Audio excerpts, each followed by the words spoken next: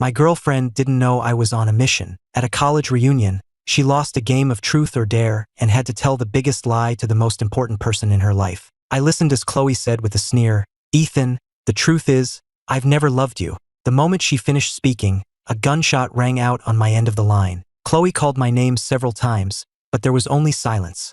Then, our old class president spoke up. "You're still calling Ethan? Don't you know he's on a mission at the border?" With a clatter, her phone hit the floor. In front of everyone, the girl who always had it all together completely broke down. She frantically called me back, sobbing, "Ethan, I was lying. I was just lying. Pick up the phone. Please, I'm begging you, pick up the phone." But after that day, I vanished. While helping my girlfriend clean out some old things, I stumbled upon a letter she had written. It read, "I lied to Ethan, telling him I had a business trip to San Diego in October. The truth is, I was taking care of Ryan, who had just woken up from his coma. After 5 years, Ryan is finally awake, and I know for sure that he's the only one I love. And I had believed that after my parents died in the line of duty, Chloe was the person who loved me most in the world. Now I finally understood. She had pursued me so relentlessly only because I was a stand-in for him. Once I faced the truth, I requested to join a high-risk clandestine operation. "Ethan, you know how dangerous this assignment is,"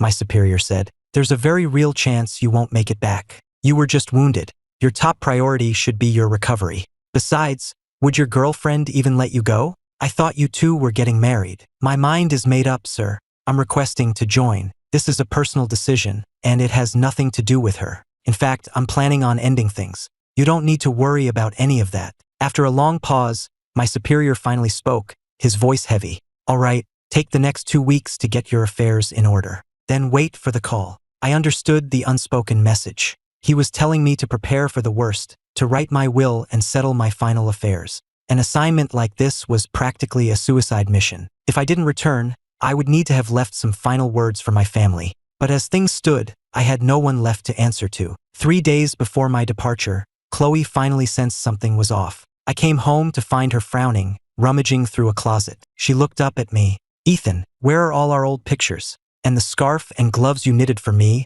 Where did you put them?" I kept my voice low. It was too damp in the closet. The photos weren't laminated, so they got warped. I sent them out to be restored. The scarf and gloves got moldy, so I threw them out. Chloe nodded, lost in thought, but a memory suddenly surfaced. She had placed those pictures in the album with her own hands, and she was sure she had laminated them. Had she misremembered? Just as she was about to question me further, her phone buzzed on the table. "Ethan, I have to take this work call," she said. "If the old ones are gone, they're gone. We can always take new pictures." With that, she turned and walked into the study, a sense of urgency in her steps. Her first love, Ryan, had been in a coma, and for 5 years, she had used me as his replacement, a vessel for her affection for him. Now that the real deal was back, of course she was anxious. I managed a small smile, not bothering to call out her flimsy excuse. That night, after Chloe was asleep, I watched her for a long time before carefully sliding her phone out from under her pillow. I keyed in the password, and the screen opened directly to her iMessage conversation with Ryan. I scrolled through their messages, seeing how she shared every tiny detail of her day with him, how she agreed to his every request without a second thought, how she would even apologize to him so cautiously. A flicker of disappointment passed through me. So this was what she was like when she truly loved someone. I stopped scrolling and went back to her main screen. I immediately saw the 2 pinned conversations at the top. One was Ryan, and the other was me. I glanced at her sleeping form, then pressed and held my own icon, unpinning the chat. Then, I went into my contact details in her phone and hit delete. Soon, I would disappear from her world completely. It was only right that everything about me be erased along with me. I slept soundly. When I woke the next morning, the space beside me in bed was already empty. I changed into a set of black clothes and grabbed an umbrella, ready to head out. Just as I reached the front door, I ran into Chloe, who was coming back with breakfast. "Where are you going in this downpour?" she asked. From her expression, I could tell she hadn't noticed I deleted and blocked her number. Her mind was entirely consumed by Ryan now. She wouldn't have noticed something so insignificant. When I told her I was going to the cemetery to visit my parents, Chloe froze. "It's not a holiday, and it's not their anniversary. Why the sudden trip to the cemetery?" She thought for a moment, a worried look on her face, then set down the breakfast and decided to come with me. "Ethan, I'll go with you." At the flower shop, I was paying for a bouquet of chrysanthemums when Chloe, who was waiting for me, got a call from Ryan. "Chloe, where are you?" Why aren't you at my birthday party yet? Chloe glanced at her watch. It's only 10. I'll head over a little later. But Ryan was insistent, demanding she come right away. Chloe knew he'd be upset if she refused again, but she was with me, on the way to my parents' graves. She was torn. I looked up and saw the conflict on her face, so I gave her an easy way out. Go on, if you have something to do. She didn't seem to notice my complete lack of concern. She didn't argue, just opened her umbrella and walked me to a cab. Don't stay too long, and keep the umbrella over you so you don't get sick. After I nodded, she turned and left. Half an hour later, the cab arrived at Arlington. I paid the driver, then, holding the flowers in one arm and the umbrella in the other, I walked slowly toward the back of the cemetery. Staring at the long list of commendations on their headstones, I silently placed the flowers down and raised my scarred right hand in a salute. I just wanted to see them one last time before I left. I hadn't prepared anything to say. I knew they would understand my decision, just as I had never once resented them for theirs. On the ride back, I opened a birthday video Ryan had just posted on TikTok. In a large hall decorated with flowers and balloons, he made his entrance in a perfectly tailored suit to a chorus of cheers. Chloe was there, smiling as she handed him a bouquet of roses, then intimately reached up to straighten his tie. The crowd around them cheered, voices calling out about what a perfect couple they made. I watched the entire 5-minute video on the drive home. I only snapped out of my trance when the driver announced my arrival. I shut off my phone and went back to my cold, empty apartment alone. Chloe didn't come home that night. When I woke up, I saw the date on my phone, December 29th. I quietly got out of bed and began destroying every last trace of myself in that apartment. By evening, I was done. I surveyed the now barren rooms, went back to the bedroom, and closed my suitcase. Just as I was about to leave, my phone rang. Ethan, it's Mark from the firm. Chloe is with us, but she's had way too much to drink. Can you come pick her up? My captain hadn't messaged me yet, so I still had some time. I decided to go. I helped a nearly unconscious Chloe back to the apartment and laid her on the sofa. But she clung to me, refusing to let go, her face scrunched up in pain. Ryan, she mumbled, my stomach hurts. I was silent for a moment, about to dial 911, when a message from my captain came through. Ethan, it's time. The operation is a go. I looked at Chloe, sweating and curled in a ball. After a moment's thought, I sent a text to Ryan. I'm leaving Chicago for good. Chloe's here and she's sick. You need to come take care of her. Ryan didn't reply, but a few minutes later, there was a knock at the door. I texted Roger that back to my captain, placed the breakup letter I'd printed earlier on the nightstand, and walked to the door with my suitcase.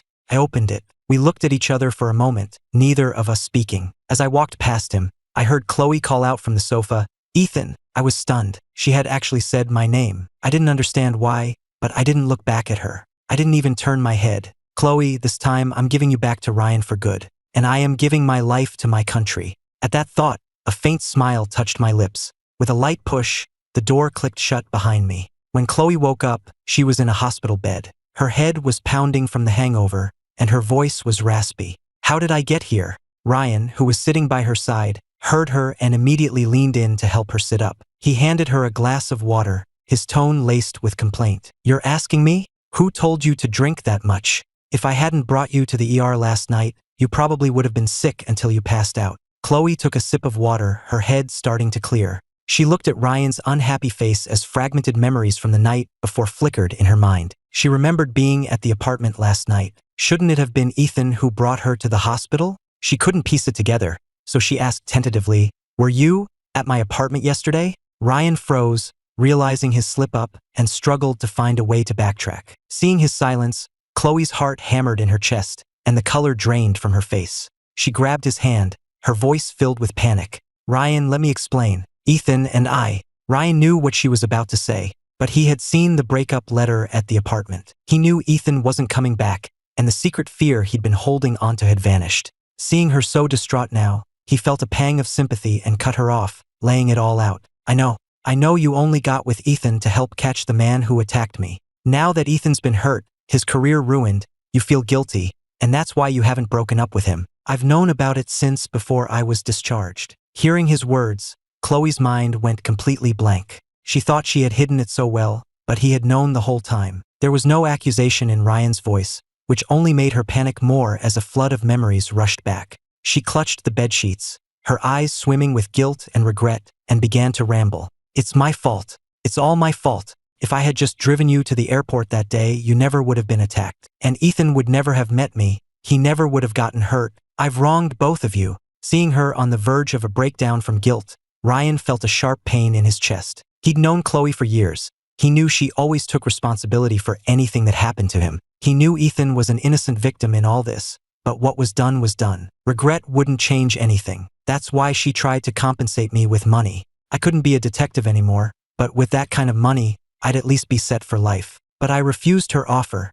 and now I've left on my own. Ryan felt a knot of unease in his own stomach, but he saw no other way. He had loved Chloe for years, and he had nearly lost his entire life, wasting away in that hospital bed. He felt like he'd been given a second chance, a miracle, and he couldn't bear the thought of losing her now. But if she couldn't move on, if she was forever drowning in this guilt, what kind of future could they have? The thought solidified his resolve. He reached into his bag, pulled out the letter, and handed it to Chloe. "Chloe, Detective Evans," he knew. "The last time we saw each other wasn't an accident. He called me, he wanted to talk. He left town yesterday. This is for you. He wanted you to have it." The words hit Chloe like a physical blow. Her eyes went wide, her shoulders began to shake uncontrollably, and a deep chill washed over her. She seemed to go numb, taking the envelope mechanically, her fingers slowly tearing it open. The neat, printed words on the white paper swam into her vision. "Chloe, by the time you read this, I'll be gone from Chicago. There are things I wanted to tell you in person, but since you didn't come home,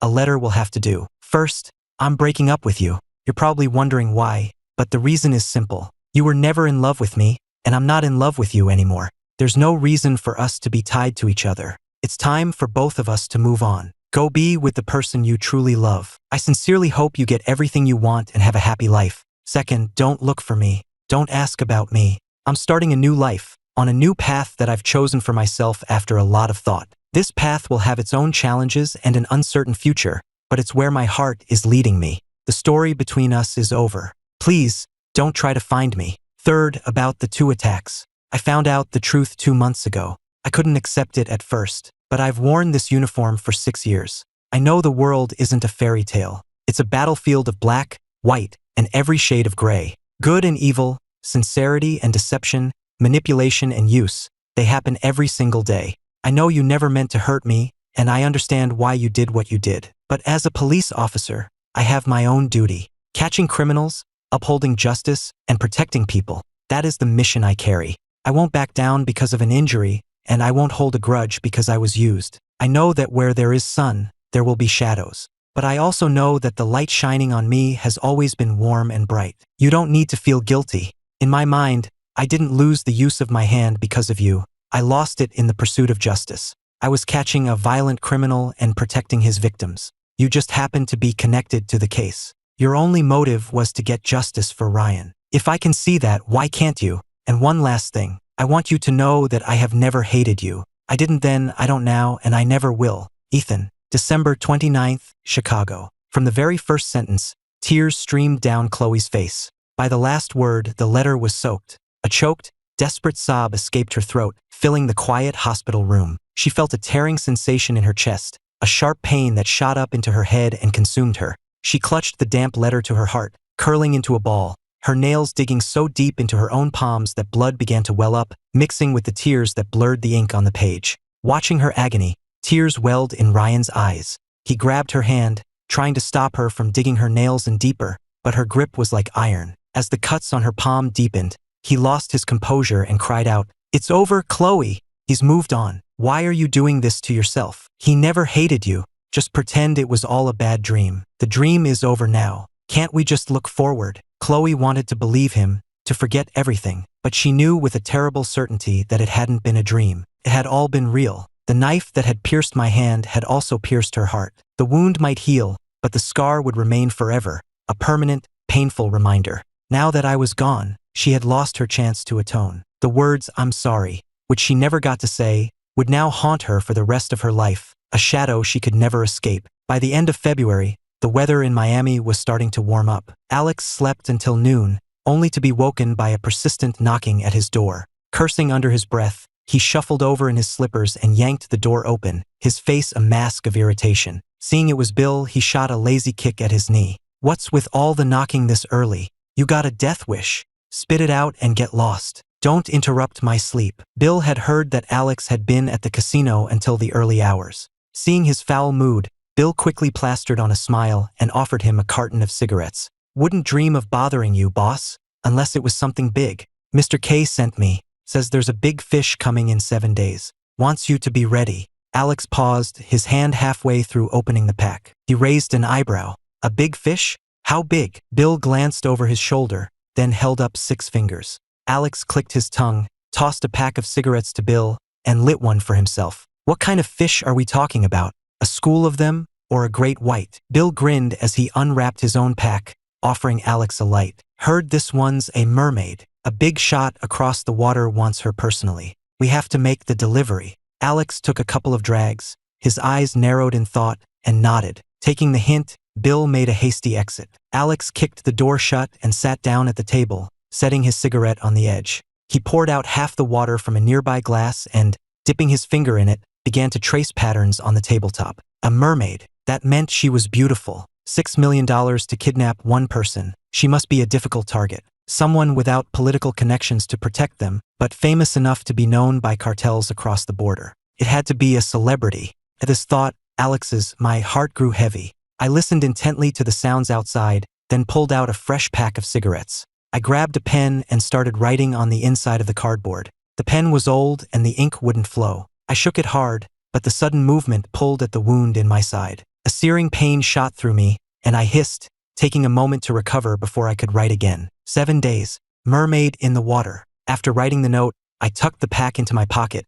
climbed back into bed, and pulled the blanket over my head. When I woke up, the sky was dark. I got up and wandered to the galley. Dinner was long over. Only scraps were left. I muttered a curse at the bastards, who hadn't saved me anything, and headed for the gangplank. A few of the crewmen saw me and called out, asking where I was headed. I shot them a glare, but a grin played on my lips. You pack of vultures. Can't even save a plate for your boss. All that time I spent looking out for you. For what? Hearing this, the men just grinned sheepishly and hurried over to lower the gangplank for me. I didn't hold back, grabbing a handful of cigarettes from my carton and tossing it to them. Then I strolled casually toward a small diner in the village. It was 8 o'clock, and the place was nearly empty. I ordered some fried rice, took the last cigarette from the pack I'd written in, lit it, and tossed the empty box into the overflowing trash can by the counter. 5 minutes later, the owner brought out my food and, in the same motion, tied up the full trash bag and replaced it with a new one. I ate quickly,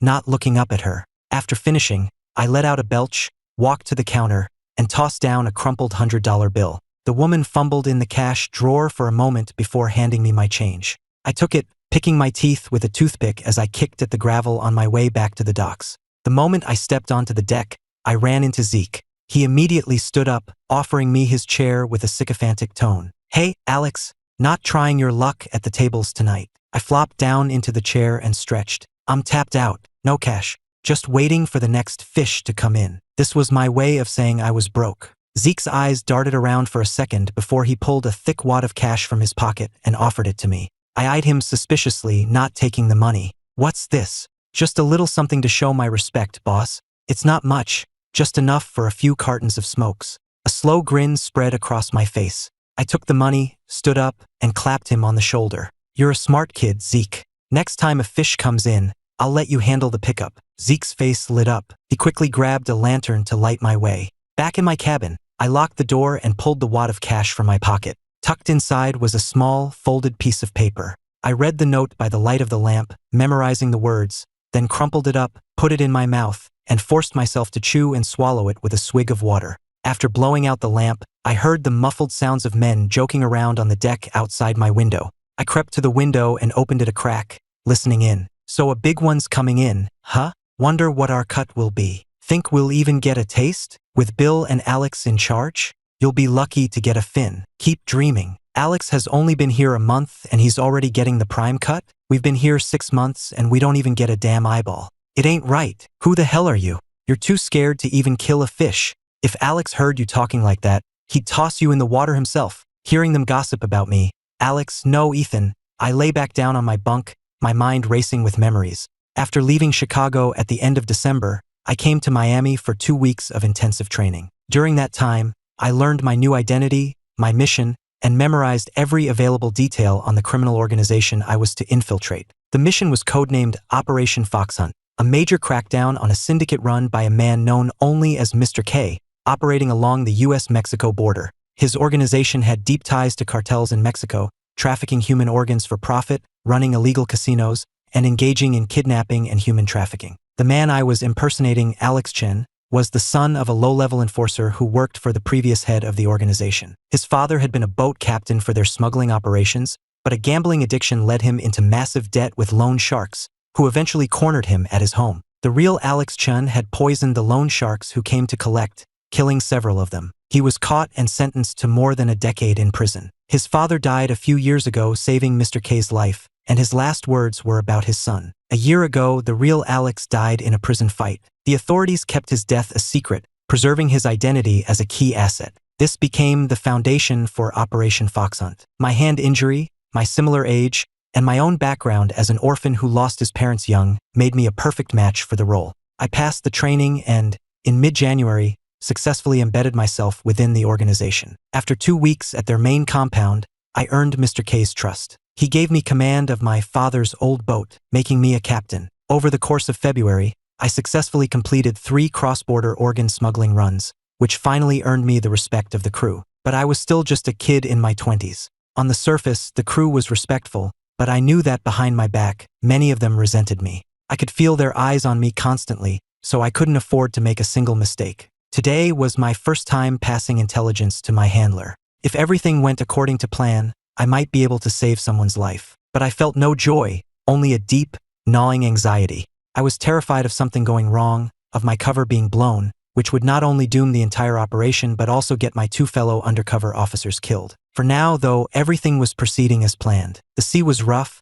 but I couldn't afford to dock, because a mermaid was about to be fed to the sharks, and I had to save her. It had been 2 months since I left Chicago, but Chloe hadn't given up looking for me. She went to my old precinct, but my colleagues told her I had resigned and they didn't know where I'd gone. She used her connections to check flight manifests, train records, and bus tickets, but there was no record of any Ethan Evans traveling anywhere. I never socialized much outside of work, so there were no close friends for her to contact. And with my parents gone, she had no family to turn to. Chloe searched every place she could imagine but found no trace of me. As the weeks turned into months, alone in our empty apartment, she began to feel lost, even starting to wonder if a man named Ethan Evans had ever really existed at all. How else could a living, breathing person just vanish without a trace? With sunken, bloodshot eyes, she would wander from room to room, desperately searching for any sign that I had been there. But she searched every cabinet, every box, every forgotten corner, and found nothing, not even a stray hair. Everything left in the apartment was hers. Every trace of me was gone, except for the letter on the nightstand. She would pick up the crumpled letter, forcing the doubts from her mind, and tell herself, he must have cleared everything out. He was a detective. Making things disappear would be second nature to him. He had to still be in Chicago, just lying low. Maybe one day, they would just happen to run into each other on a street corner. Repeating this mantra gave her a sliver of hope. She would grab her phone and head out, determined to accidentally find me. February in Chicago is brutal. Chloe would walk the streets for hours, alone, finding nothing. In those 2 months, she barely ate or slept. She had lost a dangerous amount of weight, and her once strong body was frail. By evening, she would be too exhausted to take another step. She'd collapse onto a bench in Millennium Park, her mind a fog, chugging from a water bottle. After a few gulps, her eyes drifted to the giant screen overlooking the plaza. It was broadcasting a live press conference. Staring at the familiar, smiling face on the screen, Chloe froze. Maybe it was hunger or just the angle, but for a split second, she thought the man on the screen was me. But the scrolling ticker at the bottom read, Star dancer Ryan announces comeback. Live press conference. The illusion shattered. She quickly looked down, unable to watch. But Ryan's voice still echoed from the speakers above. I had actually planned to make a very important announcement here today, but due to some unforeseen circumstances, I'll have to save it for another time. Hearing the disappointment in his voice, she remembered the text he'd sent her last night, and a wave of complicated emotions washed over her. Since my disappearance, Chloe had become obsessed, her entire existence revolving around the singular goal of finding me. In the beginning, Ryan had helped her search, but as the weeks dragged on, he grew weary. They had a huge fight and he left. She could still hear his heartbroken voice, demanding to know why she couldn't let me go, asking if she had fallen in love with me. Chloe hadn't known how to answer him, because she didn't know the answer herself. For the longest time, she believed she was only using me as a way to hold on to her memory of Ryan. But now, with me completely gone, she was forced to realize that I had become an essential part of her life.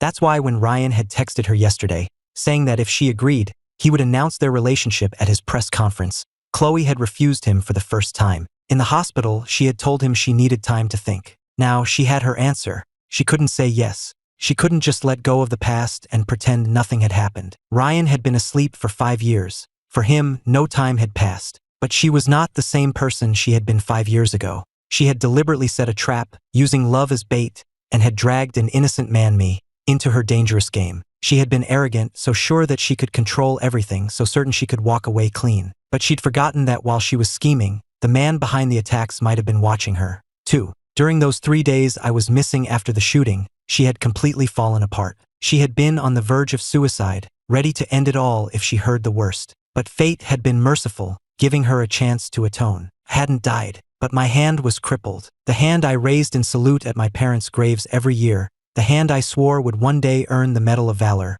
was ruined because of her. She was a coward. She didn't have the courage to face me in that hospital bed. She was terrified of what I would do if I found out the truth, terrified of the look in my eyes when I saw her. For 2 weeks, she kept a tormented vigil outside my hospital room, never once daring to open the door. In the end, I was the one who walked out. I looked at her with calm, empty eyes and asked where she'd been. Her boyfriend gets shot, and she doesn't even bother to visit? That's when she realized I didn't know the truth. The relief washed over her like a reprieve from the gallows, leaving her in a cold sweat. In that moment, she made a silent vow. She would spend the rest of her life by my side, to atone for what she had done. She thought she could keep that promise. She never expected Ryan to wake up. Once again, events spiraled out of her control. And while she was caught in her indecision, I was the one who walked away. After reading my letter, Chloe finally understood. Her story with Ryan had ended 5 years ago, the moment she decided to use me. She had betrayed my trust, and now she would have to spend a lifetime paying for it.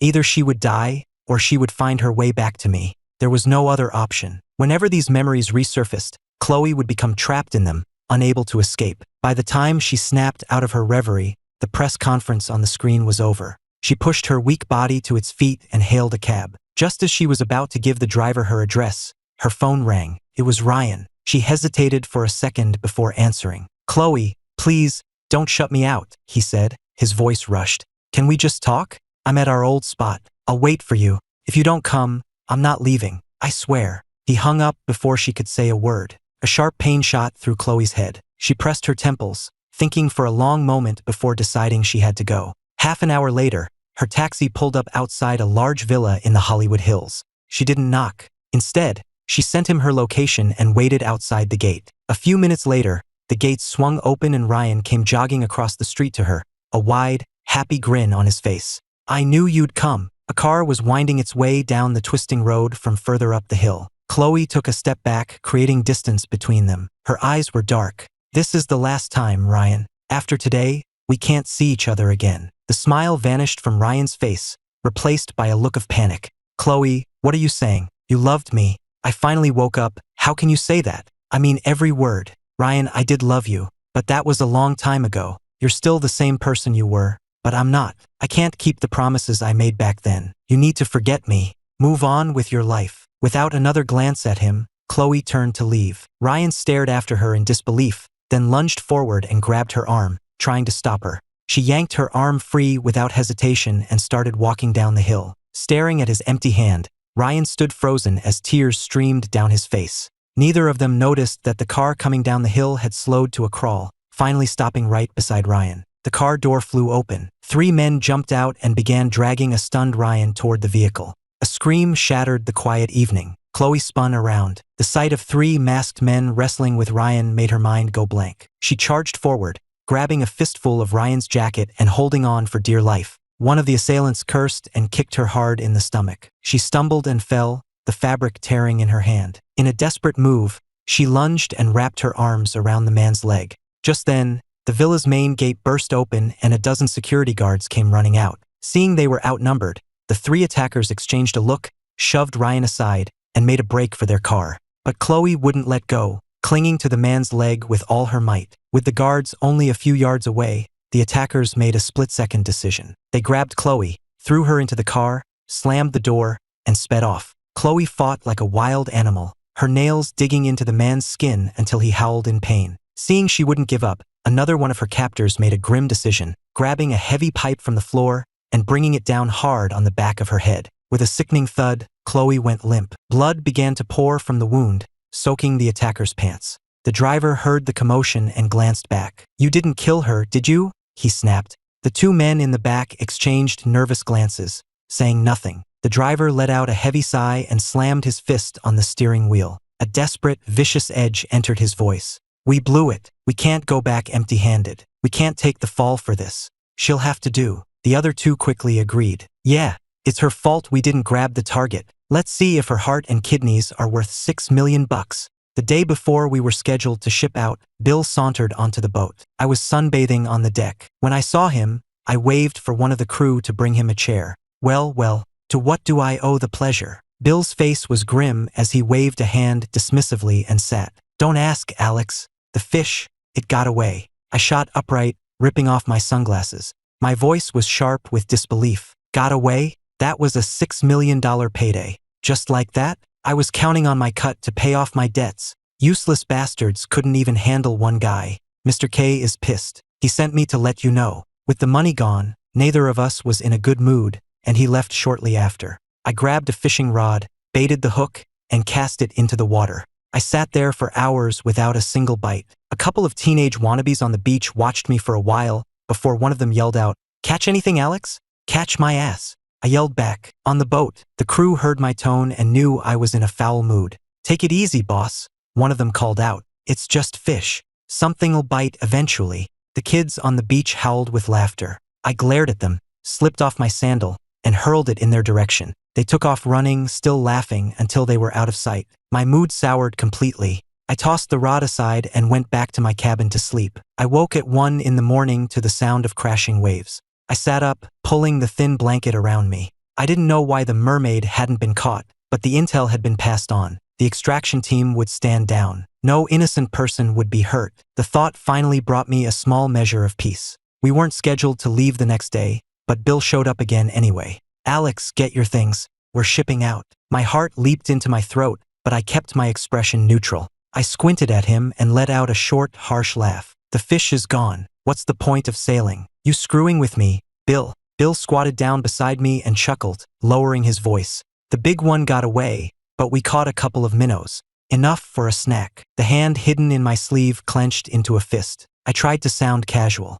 "Minnows? 2 of them? Who are they? What are they worth?" Bill scratched his head and pulled out his phone. He tapped the screen a few times and then held it up for me to see. "This guy here was our big fish. Heard they had him, but some woman got in the way. The crew panicked, so they grabbed her to have something to show for it. Mr. K said to ship her over with that other punk we picked up last week. Now let's get moving. They're bringing them down now." Staring at the familiar face on the phone, I had to bite down hard on my tongue to keep my expression from changing. It was only then, seeing that photo, that I realized Bill's mermaid had been Ryan, which meant the woman they'd grabbed. A terrible premonition washed over me, and I started to push myself out of my chair. Just as I got to my feet, several of the crewmen came aboard, dragging 2 badly beaten figures with them. The moment I saw the woman's face, my blood ran cold. My mind went completely blank. At the same time, she lifted her blood-streaked face. Her exhausted, haunted eyes met mine and widened in shock. Her mouth opened as if to scream my name. Before a sound could escape, I drove my knee hard into her jaw.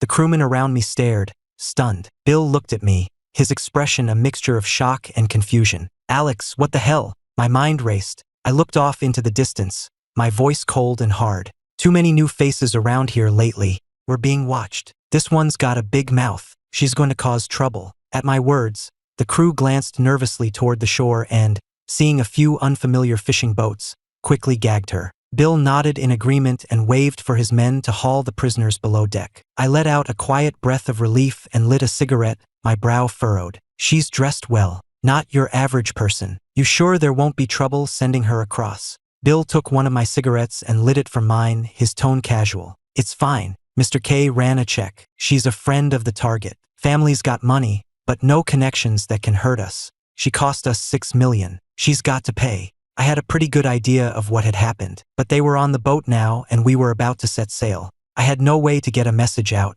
These were 2 lives on the line. My stomach dropped, and my mind scrambled for a solution. That bitch let the celebrity get away, and she's his friend, Bill. You think those idiots who grabbed her might have been followed? I asked, keeping my voice low. Bill flicked the ash from his cigarette and leaned in close. Mr. K's worried about the same thing. That's why he sent them here immediately. Didn't want to risk the cops tailing them. We need to get moving. This is a hot potato we need to get rid of, fast. Otherwise, we're all going down. With that, there was nothing more I could do. I gave the order to cast off. After a few blasts from the horn, the fishing boat pulled away from the dock and headed out to open sea. Half an hour later, with no other boats in sight, Bill finally relaxed. He turned to me with a grin. What was that woman screaming about earlier? Couldn't make it out. His question made my stomach twist into an even tighter knot. I didn't answer. Zeke, ever the sycophant, piped up. I think she yelled Ethan or something. Right, Alex. Bill's eyes flicked to me, and he let out a long, drawn-out "oh." My body went rigid. I shot them both a dirty look. How the hell should I know what she was screaming? And what's with the "oh"? Bill tossed his cigarette overboard and pulled out his phone again, showing me the picture. Ryan, that's the guy she saved. Calling his name like that must be an old flame, huh? Zeke leaned in for a look, then his eyes darted from the phone to my face. He let out a surprised yelp. Hey, this celebrity, he looks just like you, Alex. No wonder she yelled his name. She must have thought you were him. Bill looked up, his eyes flicking between the photo and my face, a look of genuine surprise spreading across his features. Damn, he's right. You do look like him. Alex, you ever get work done to look like this guy? My heart plummeted, then soared, then plummeted again. It was only when I saw the teasing glint in Bill's eyes that I knew for sure they hadn't found out who I really was. I put on a scowl and gave each of them a light kick. What are you talking about?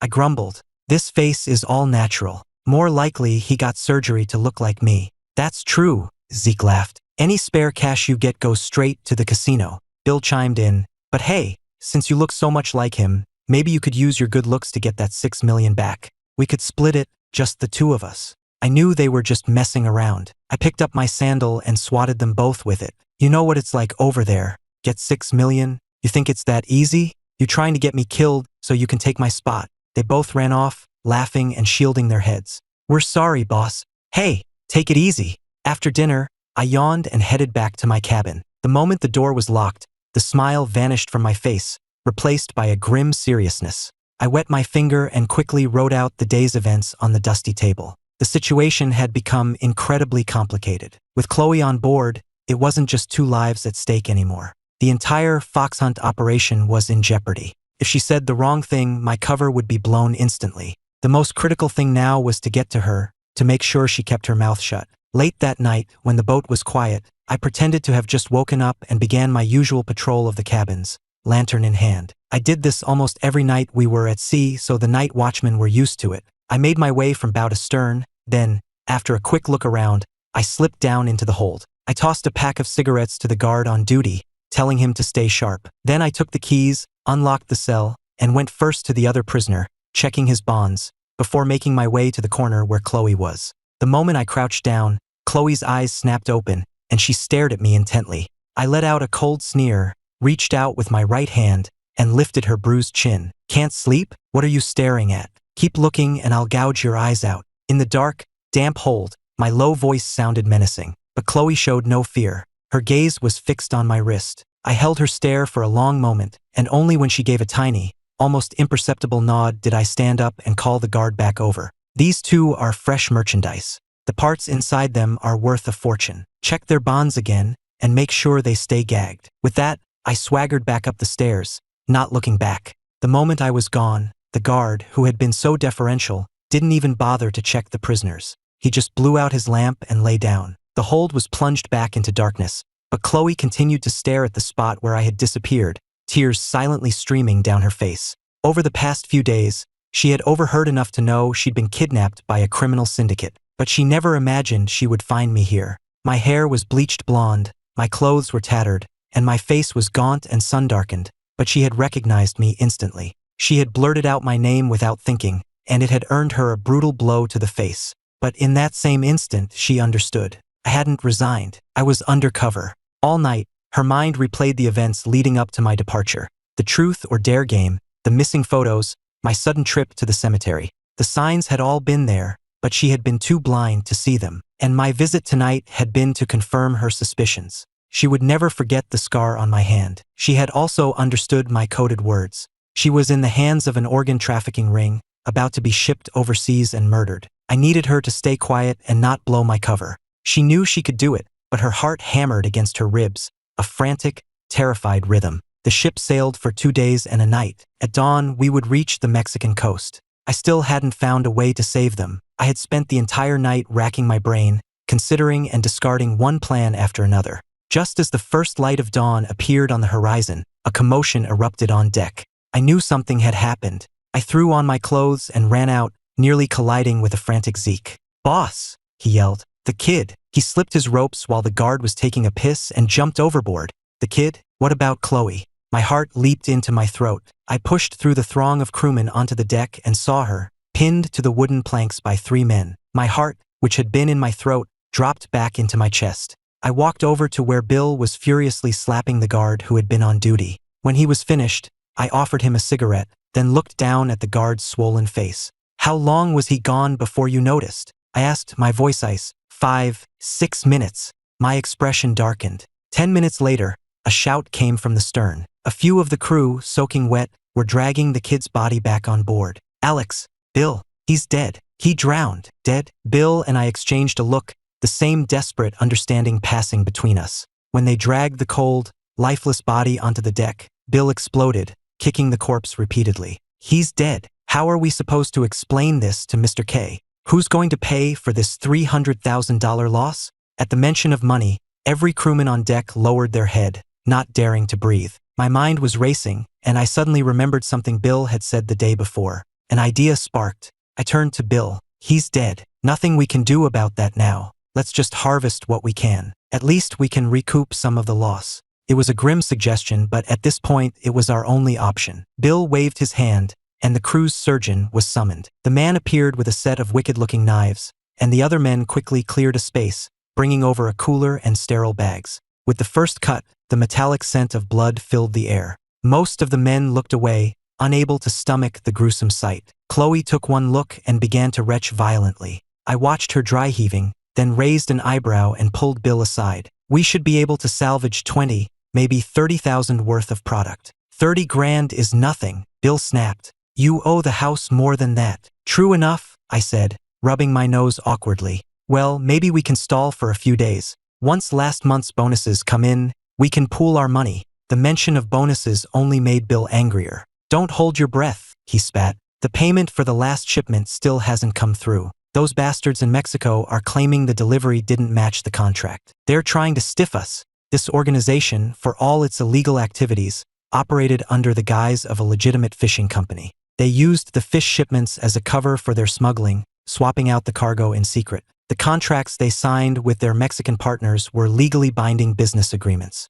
I had overheard talk of a problem with the last contract, and now, with this new disaster, an idea began to form in my mind, a way I might be able to save Chloe. Seeing Bill had taken the bait, I glanced over at Chloe. She had her hand over her mouth, her eyes wide. I slowly got to my feet, walked over to the dismembered corpse, and said with feigned surprise, "A contract dispute? Why not just get a lawyer to look at it?" "A lawyer?" Bill scoffed. "What lawyer is going to take our case? You think Mr. K didn't try? He couldn't find anyone willing, so he was just going to eat the loss." I feigned outrage, kicking the severed arm that lay on the deck so that it landed right in front of Chloe. "So what the hell are we supposed to do? The loan sharks are still on my ass about my debt." The sudden appearance of the bloody limb at her feet made Chloe gasp and look up, her terrified eyes meeting my intense, meaningful stare. A jolt went through her. She understood. Scrambling to her feet, she began to scream, "Bill, I'm a lawyer. I can look at the contract for you. I can find the problem. Please,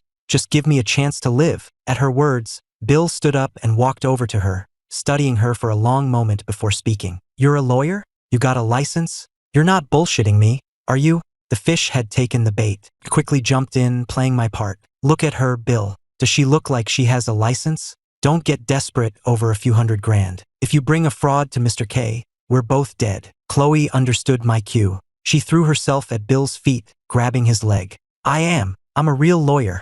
You can look me up." Sterling Cooper Partners. Chloe Miller. You'll find me. Bill scratched his nose, then slowly pulled out his phone. He typed for a moment, and a slow grin spread across his face. He waved for his men to take Chloe away, then pulled me to a quiet corner of the deck. What if I send a message to Mr. K? See what he thinks. If she can save that $40 million contract, he won't care about one dead punk. He won't even care about the $6 million target that got away.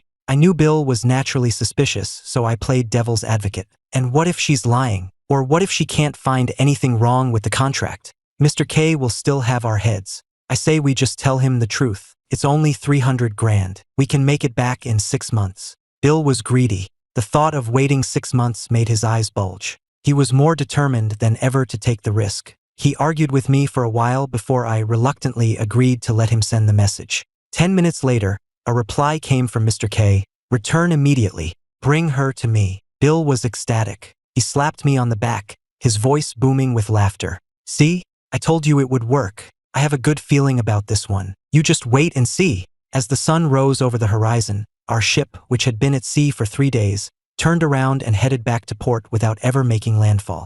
For the first time in days, my heart felt steady. 3 days later, we were back in Miami. Bill and a few of his men led Chloe off the boat. I stood at the bow, watching them go, my gaze lowered to hide the storm of emotions in my eyes. I had done all I could. The rest was up to her. I couldn't afford to worry about her anymore. I went back to my cabin, wrote a detailed report of the past few days' events, and arranged for it to be delivered to my handler. That same evening, Bill called me. Just from the sound of his voice, I knew it had worked. Alex, that girl is the real deal. She found the loophole in the contract after just a few read-throughs. Mr. K is thrilled. He's decided to let her live. The bonus will be coming in a few days. I'll see you at the usual spot. I finally let out the breath I'd been holding. True to his word, a week later, $20,000 was deposited into my account. I withdrew the full amount in cash, went straight to the underground casino, paid off the $10,000 debt I owed, and then headed to the private back room. The moment I walked in, Bill greeted me with a wide grin and a raised glass.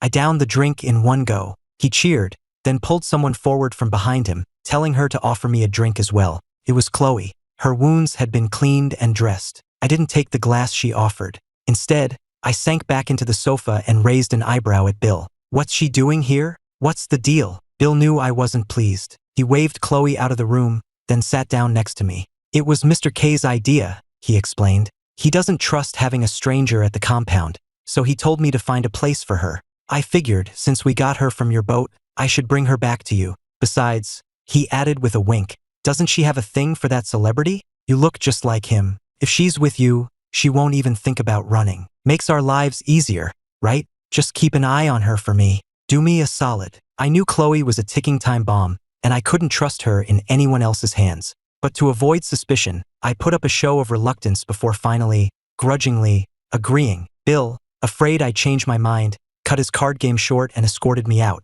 I didn't look at Chloe, just gave a curt gesture for her to follow me downstairs. We left the casino and got a cab back to the docks. Once we were sure no one was following, Chloe turned to me and started to say my name. Before she could finish, my left hand shot out and I slapped her across the face. I sneered at her shocked expression. Didn't Bill teach you the rules? Don't think just because he sent you here I won't touch you. You step out of line, and I'll throw you to the sharks myself. My voice was laced with threat. Chloe knew I was warning her that we were being watched. She glanced at the cab driver and said nothing more, just a quiet, I understand, before lowering her head. Back on the boat, I led her to a small cabin across from mine, unlocked it and pushed the door open. You'll stay here. Watch what you say and what you do. Be smart. If you want to get yourself killed, fine, but don't you dare drag me down with you. In the 18 days since her kidnapping, Chloe hadn't had a single night of restful sleep. That first night on the boat, she finally slept soundly. The next morning, she was woken by a sharp knock. Zeke, the weaselly-looking crewman, stood at her door, eyeing her up and down. Alex says you're with me now, he said. Come on, I'll show you around. Chloe knew that Alex was my cover name. Having met Mr. K, she had seen firsthand how ruthless this organization was. She knew she was surviving on a razor's edge. She was terrified, but the thought of escaping never crossed her mind. As long as she could be near me, she would walk through fire. She knew I was doing this for the Medal of Valor, for justice, for my country. And she was doing it all for me. Over the next few days, Chloe trailed after Zeke, slowly getting to know the crew. But she never saw me, and she started to worry. She found a moment to ask Zeke about it. Zeke, I haven't seen Alex around. Zeke smirked. He just got paid. Of course he's at the casino. You're new here. Learn the rules. Don't ask so many questions. Chloe knew Zeke was just a small-time thug trying to throw his weight around. She quickly offered him a cigarette and a light, flattered him a bit, and eventually managed to get some information about me out of him. After a while, Zeke got suspicious. He stared at her hard. Why all the questions? Yeah, Alex looks like your celebrity boyfriend, but let me warn you. He killed his first man when he was 14. He's not someone to mess with. You try anything with him, and you won't live to see another sunrise. Just as he finished his threat, I walked in, my eyes shadowed with exhaustion. I gave Zeke a swift kick in the ass. What bullshit are you spreading about me now? Zeke, if you've got nothing better to do, go haul some crates of fish. Zeke, caught bad-mouthing me, scrambled away. I watched him go, then turned to find Chloe staring at me. I snorted. What are you looking at? You two, get out. You think you get to eat for free? For the next month, the boat stayed docked. There were no jobs. Bill came by every few days, but he wasn't there to see me. He was there for Chloe. After she had saved him that $40 million deal, Mr. K was very pleased. He'd learned his lesson. From then on, for every new deal, he had Bill bring Chloe to the compound to review the contracts. The crew, always quick to curry favor, saw that Chloe was now in Mr. K's good graces. They started treating her with respect, calling her Miss Miller. I was the only one who still treated her like dirt, ordering her around without a shred of courtesy. She never complained. She did whatever I told her to, without question. The long period of inactivity was making the crew restless. They started pressuring me to find out what was going on. With my own gambling debts piling up, I found an opportunity to press Bill for information. It's been quiet for too long, Bill. The men are getting antsy. What's the word from on high? Bill glanced around, then leaned in close. Patience, he whispered. A big haul of live ones is coming in a few days. Enough to cover your losses for a month. My heart began to pound in my chest. A big haul of live ones. That meant dozens of people. I was so tense I had to flex my hands to keep them from shaking, trying to suppress the shock. All right, I'll wait for your signal, but make it quick. The loan sharks are getting impatient. Bill knew I'd been losing heavily at the tables. He clapped me on the shoulder, telling me not to worry.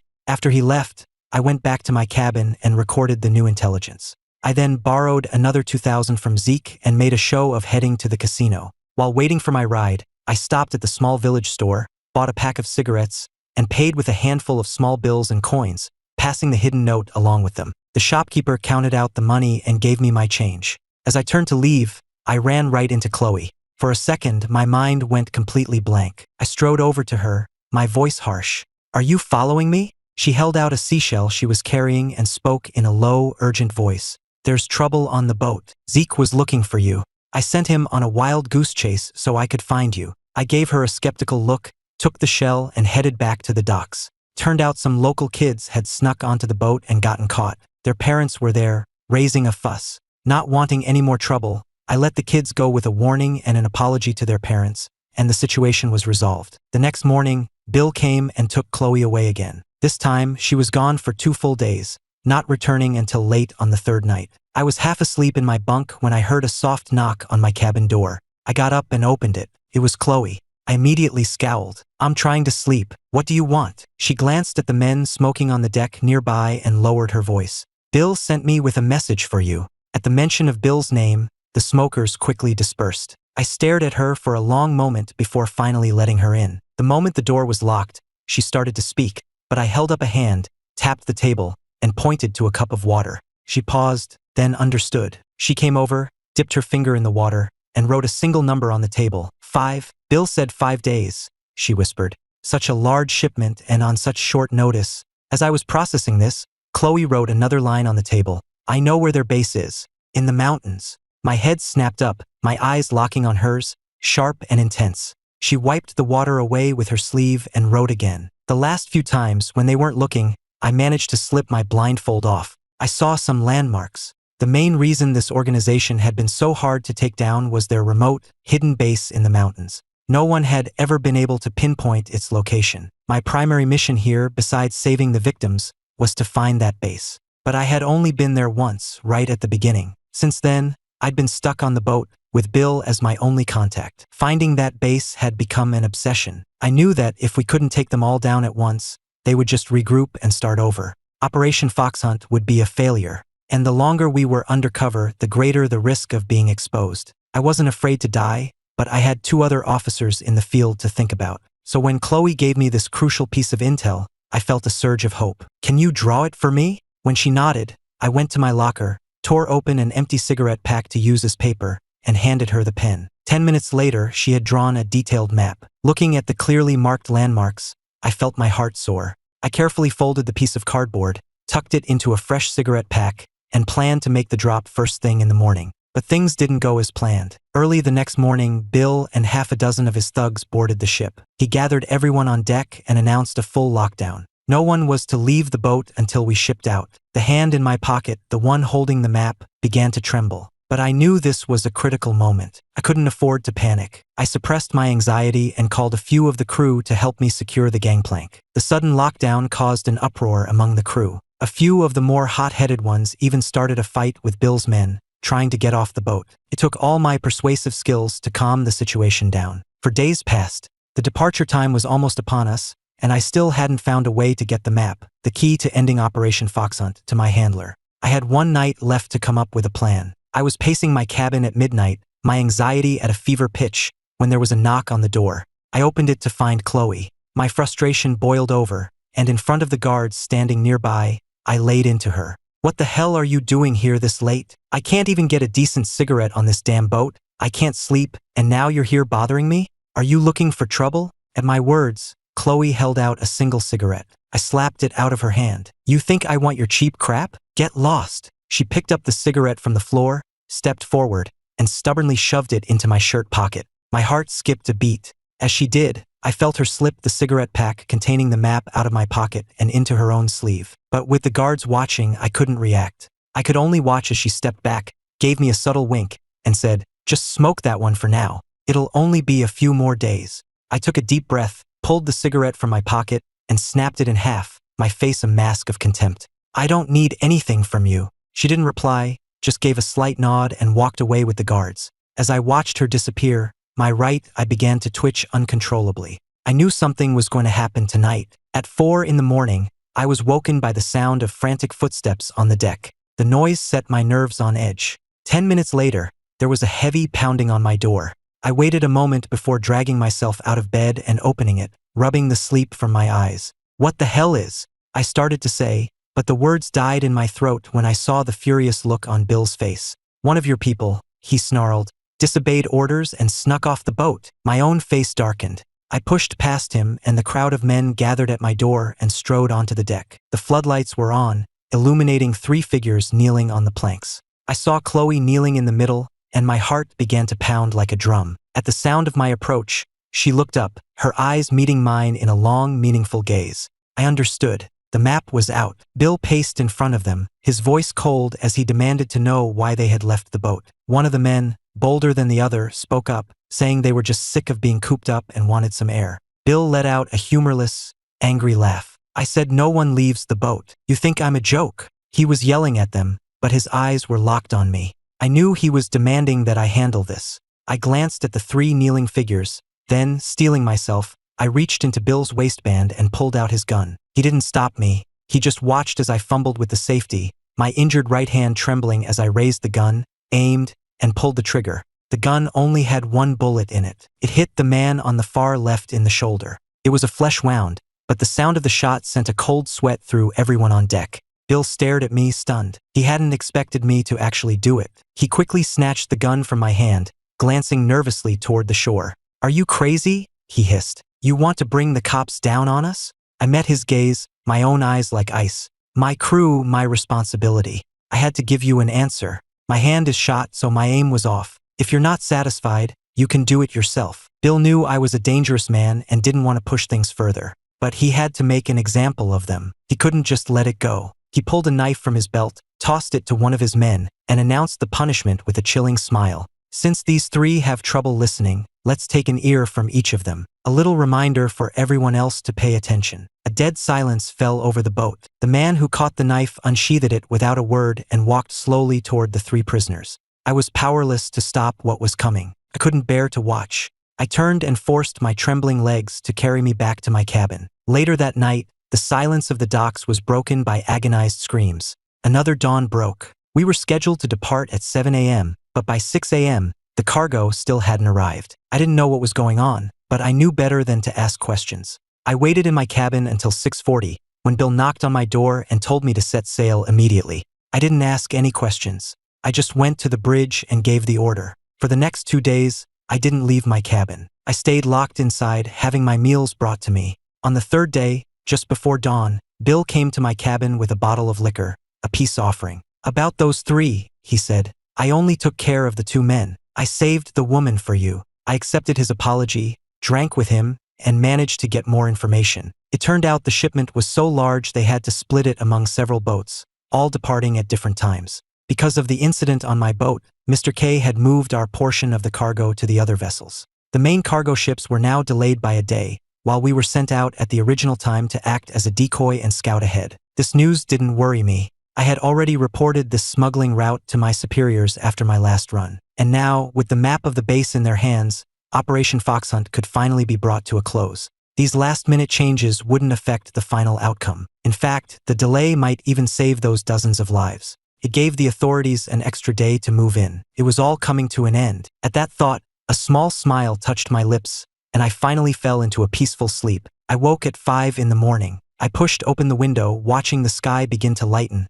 then threw on a jacket and went out on deck. The sea wind whipped through my hair, but I didn't bother to tame it. I just leaned against the railing, staring out at the horizon. A few moments later, Chloe, a fresh bandage wrapped around her head, came and stood beside me. I didn't look at her. "You got lucky," I said quietly. She didn't answer, her eyes fixed on the scar on my wrist, visible in the dim pre-dawn light. We stood there in silence until the sun began to crest the horizon, painting the sky in fiery red. "It's almost over, isn't it?" she finally asked. I didn't say a word, but a real, genuine smile spread across my face. Chloe smiled too. We heard footsteps approaching from behind. Without a word, we both turned and started walking toward the stern. Chloe looked at a distant lighthouse on the coast, a hopeful note in her voice. "What will you do after?" I clasped my hands behind my back, my voice filled with a profound sense of relief. "Retire, find a quiet little fishing town and live out the rest of my days." The words,